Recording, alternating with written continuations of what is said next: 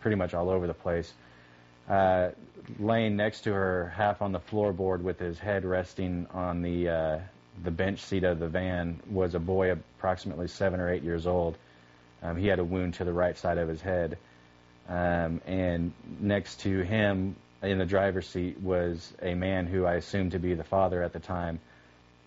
He was slumped over almost in a protective nature over his children, and it looked like he had taken one of those 30-millimeter rounds to the chest. So I immediately assumed he was deceased. Also, the boy wasn't moving, so I focused my attention on the girl who was sitting there, and she was alert and crying. I picked her up, yelled for a medic. The medic and I went into the houses that were behind the van, where the van had crashed, and started tending to the child. We dressed her wounds. I picked out as much glass as I could from her eyes. And then you can hear in the video where the medic states, "There's nothing else I can do here. She needs to be evac'd." And then that's when you can see him running the girl to the Bradley. In turn, I went back outside to the van, looked in, and I saw the boy take what appeared to be a labored breath. I started screaming out, "The boy's alive, the boy's alive." And I picked him up and cradled him in my arms and told him, "Don't die, don't die," and started running towards the Bradley with him. In doing so, he opened his eyes, looked up at me, and I told him, "It's okay, I've got you." And his eyes rolled back into the back of his head, and that's when I got to the Bradley and placed him inside the Bradley. So what effect did it have on you, seeing children so badly wounded in that way? Well, one of the first things that I thought about when looking in the van was of my own children. I had a son who was born just 1 month prior to this incident while I was in Iraq, so I hadn't seen him yet. But I had another child, and you know, your first thoughts go to children, your children back home. I was heartbroken seeing this. I'm still heartbroken to this day. That day I felt it was very hard for me to justify after that day what I was doing in Iraq, because I felt that in going to Iraq I was going to be doing the Iraqis this great justice of helping them and protecting them from the so-called insurgents, when after that day I couldn't justify it, because it seemed that we were doing more harm to the citizens of Iraq than good. Can you tell us what happened when you got back to your base after this? Because as I understand it, your sergeant was not at all sympathetic, to say the least, to the way that you were feeling. Right. Well, when we went back to the FOB later that evening, I was in my room and I was cleaning the blood from the children off of my uniform, off of my IBA, my protective gear. And, you know, the flood of emotions that I was having, it was very hard for me to deal with and to cope and understand exactly what had happened that day. So I went to the staff sergeant who was in my chain of command and asked him if I could go see mental health there on the FOB. He kind of chuckled and told me to get the sand out of my vagina and to suck it up and be a soldier, and told me that there would be repercussions if I was to go to mental health, and said that it's viewed upon as being a malingerer in the Army, that you're not doing your job.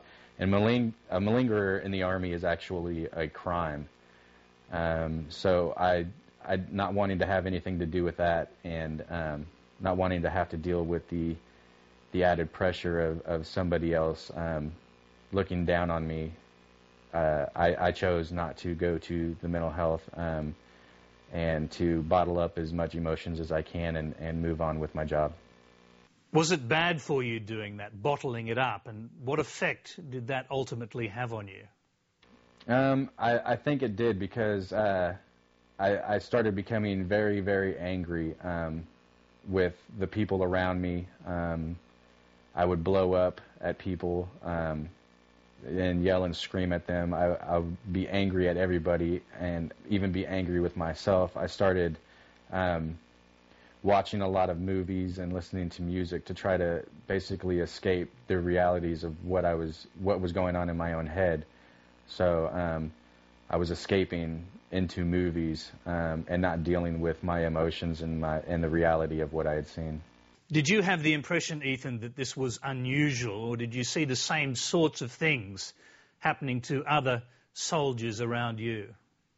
Yeah, a lot of the same things were happening to the other soldiers that I was serving with. You could tell people losing some more of their sense of humor, their smiles fading, getting upset at the smallest things, screaming and lashing out at other soldiers if the line at the phones to call home were too long. It just got to the point where everybody, I think, was kind of breaking in a sense. So why did you actually write this letter? Because reading it, you get the impression that you started to feel personally responsible for civilian deaths and other terrible things that happened in Iraq.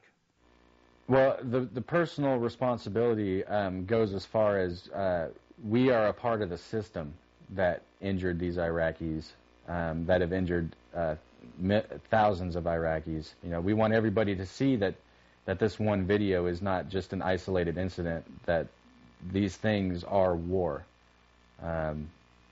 There's no difference between that day or any other day in Iraq other than that one was caught on video and the world got to see it.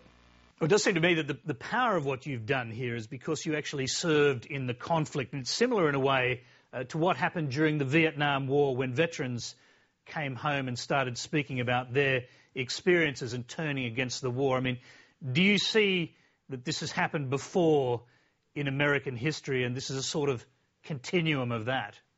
I think so. I think that the veterans who see wars know firsthand what wars are, and come back and want to let people know that war is not, some glorified thing that you watch on television.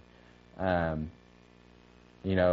up watching John Wayne movies and you start to glorify war in your own head, but in all actuality, war is a dirty, ugly, disgusting thing.